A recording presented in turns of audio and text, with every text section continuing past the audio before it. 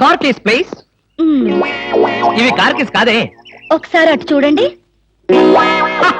Scooter scooter కొనుక్కున్నావా? నాకు కాదు, మీకే. నాకా? అవును, కారు చేతుల్లో ఉంటే మీరు చేసే మహిళా సేవ ఏంటో నాకు బాగా తెలుసు. అందుకే ఇక నుండి దాని మీద వెళ్ళమంటున్నా. భామా, ఇది చాలా అన్యాయం.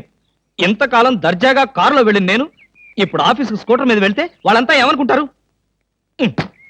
కారులు అమ్మిన చోటే టైర్లు అమ్మంటావా? మీరు టైర్లు అమ్ముతారో ట్యూబ్లు అమ్ముతారో మీ ఇష్టం. ఇక్కడి నుంచి మీకు స్కూటర్ గతి. భామా, పైగా ఈ డొక్కు స్కూటర్ ఒకటి. వెనక సీట్ ఏది? వెనక సీట్ ఉంటే మీరేం చేస్తారో నాకు బాగా తెలుసు. పోనీ ఆ స్టెప్నీ అనేది? సందులు గొంతులు తిరగకుండా మెయిన్ రోడ్ లో వెళ్తే పంచర్లేమి పడవు, వెళ్ళండి. వెనక సీట్ లేకపోయినా పర్వాలేదని ఏ అమ్మాయినైనా ఎక్కించుకున్నారో?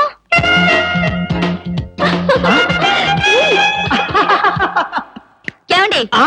చచ్చా, అలాంటి దుర్మార్గపు నీచపు ఐడియా నాలాంటి మంచి భర్తకు రాదు, రాకూడదు. వచ్చిందో నాకు తెలుసు. ఈ డొక్కు స్కూటర్ కూడా పోయి సైకిల్ వస్తుంది.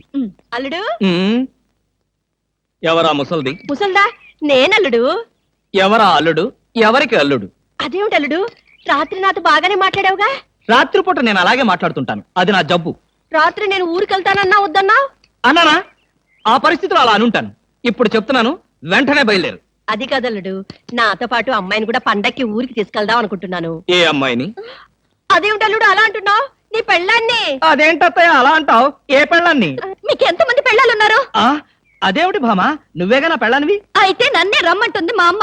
అమ్మా, నువ్వు వెంటనే బయలుదేరు. ఆవిడ మీ వెనకాలే వస్తుంది. నేను మాత్రం ఈ చెత్త స్కూటర్లో వెళ్తాను. అబ్బా!